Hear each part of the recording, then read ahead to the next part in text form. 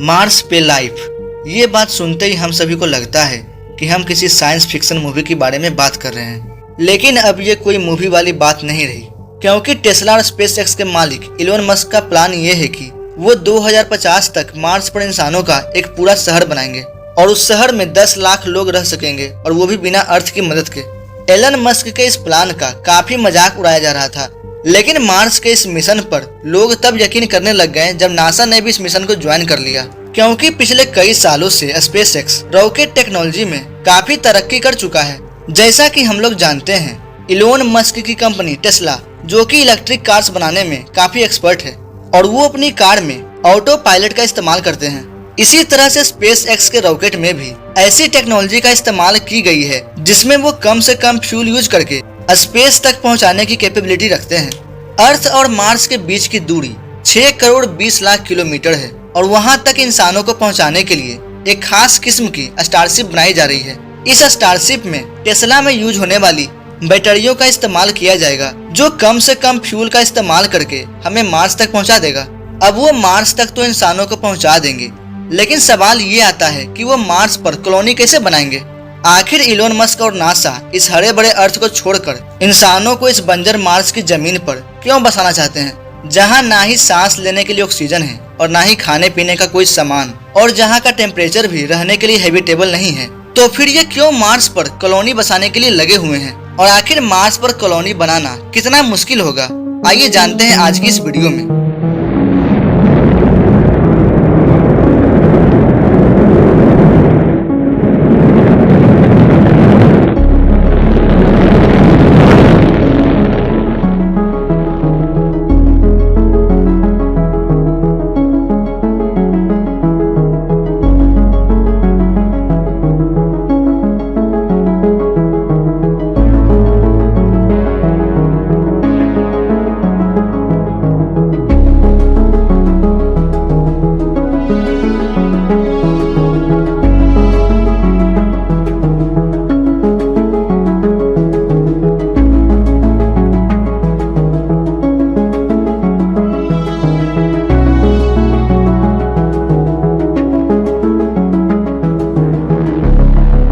सबसे पहले बात करते हैं कि जब हमारे अर्थ पर इंसानों को रहने के लिए सारी नेचुरल फैसिलिटीज उपलब्ध है, तो फिर इंसानों को मार्स पर भेजने की जरूरत ही क्या है।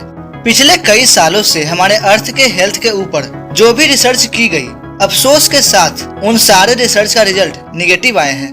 वैज्ञानिकों के मुताबिक जब से इंसानों ने फॉसिल फ्यूल यानी पेट्रोल और गैस का इस्तेमाल करना शुरू किया है, तब से अर्थ का टेम्परेचर बढ़ता चला जा रहा है, और एक वक्त ऐसा आएगा जब ये टेम्परेचर इतना ज्यादा हो जाएगा कि अर्थ पर किसी भी इंसान का रहना मुमकिन नहीं होगा। एक सर्वे के मुताबिक हर 10 सालों में अर्थ का एवरेज टेम्परेचर 0.16 डिग्री सेल्सियस जितना बढ़ रहा है।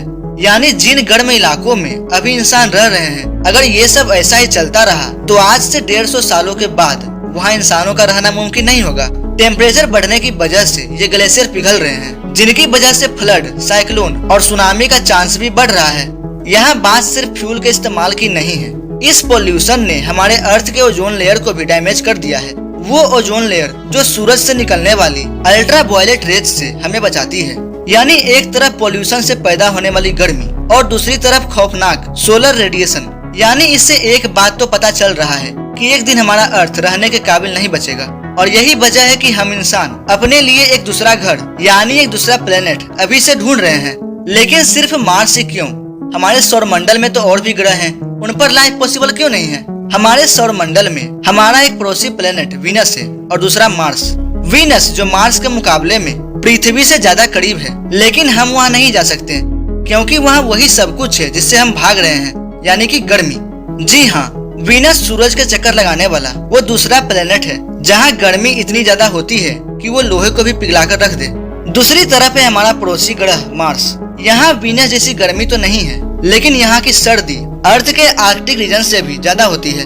सिर्फ कड़ाकेदार की सर्दी ही नहीं जो मार्स पर इंसानों के लिए मुश्किलें खड़ी करे, बल्कि यहाँ ना ही ऑक्सीजन है और ना ही पानी।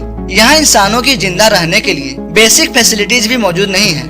ये सारे कंडीशंस को जानने के बावजूद भी नासा और इलोन मस्क के पास आखिर ऐसा क्या प्लान है जिससे वो इंसानों को मार्स पर जिंदा रख सकते हैं। इलोन मस्क के प्लान के मुताबिक 2026 में पहले मार्स पर इंसानों का एक ग्रुप जाएगा। इस ग्रुप के पास कम से कम 2 साल जिंदा रहने की तमाम चीजें मौजूद होगी, यानी खाना, पानी, ऑक्सीजन और प्रेशराइज सूट्स। लेकिन इस ग्रुप को वहां जाने से पहले मार्स पर एक प्रोटेक्टिव शेल्टर बनाना बहुत ही जरूरी है, क्योंकि मार्स की सतह पर हमेशा तूफान आते रहते हैं और ये खौफनाक तूफान इंसानों को नुकसान पहुंचा सकते हैं। ये प्रोटेक्टिव शेल्टर्स मार्स पर मौजूद मिट्टी से ही बनाए जाएंगे। लेकिन जब मार्स पर इंसान होंगे ही नहीं तो फिर ये शेल्टर्स कौन बनाएगा? आइए वो भी जानते हैं। हैरतअंगेज तौर पर ये शेल्टर्स मार्स पर मौजूद रोबोट्स बनाएंगे। इंसानों से पहले रोबोट्स को मार्स पर भेजा जाएगा।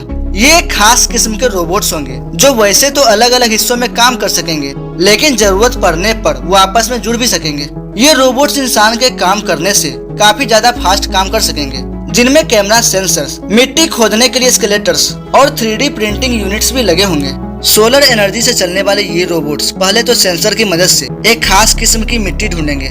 जिस जगह पर वो मिट्टी मिलेगी वे वहीं अपना बेस बनाएंगे। इन रोबोट्स में से जिसका काम डिगिंग का होगा वो मिट्टी को खोद कर उसे जमा करेगा। फिर ये रोबोट्स इस मिट्टी को रिफाइनिंग यूनिट तक ले जाएंगे। रिफाइनिंग के बाद ये मिट्टी 3D प्रिंटर तक पहुंचाई जाएगी, जो एक एक लेयर करके 3D प्रिंट करते जाएंगे। कई महीनों तक यह काम ऐसे ही चलता रहेगा, जिसको पृथ्वी से बैठकर भी मॉनिटर किया जाएगा। शेल्टर कंप्लीट होने के बाद अब स्टार्ट होगा रोबोट्स का दूसरा फेज।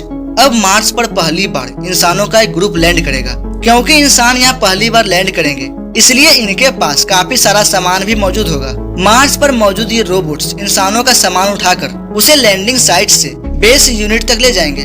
क्योंकि मार्स का एटमॉस्फेरिक प्रेशर बहुत ही कम है, इसी वजह से इंसान वहाँ प्रेशराइज्ड यूनिट्स में रहेंगे, यानी इन यूनिट्स में अर्थ की तरह ही आर्टिफिशियल प्रेशर बनाया जाएगा। ये सारे प्रेशराइज्ड केबिन्स एक दूसरे से जुड़े होंगे और इनको इलेक्ट्रिसिटी देने के लिए रोबोट्स की मदद से एक सोलर फार्म तैयार किया जाएगा। अगर किसी इंसान को बेस यूनिट से बाहर जाना होगा तो एक स्पेशल गाड़ी केबिन के दरवाजे से आकर फिक्स हो जाएगी, ताकि दरवाजा खुलने के बाद अंदर का प्रेशर बाहर लीक ना हो। अब बारी होगी मार्स पर ग्रीन हाउस बनाने की, ताकि मार्स पर वेजिटेशन की जा सके। वैज्ञानिकों के मुताबिक मार्स पर स्टार्टिंग में सिर्फ पोटैटो और बीन्स ही लगाए जा सकेंगे। ग्रीन हाउस के अंदर ये पेड़ जैसे जैसे बड़े होंगे उनमें से एक चीज निकलेगी जिनका होना मार्स पर बहुत ही जरूरी है, और वो है ऑक्सीजन।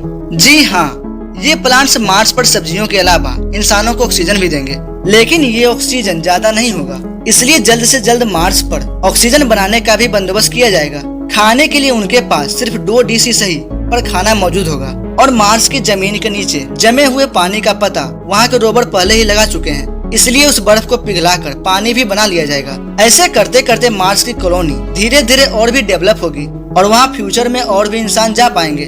उम्मीद है दोस्तों आपको ये वीडियो पसंद आई होगी। तब तक के लिए मिलते हैं अगले शानदार वीडियो में। जय हिंद।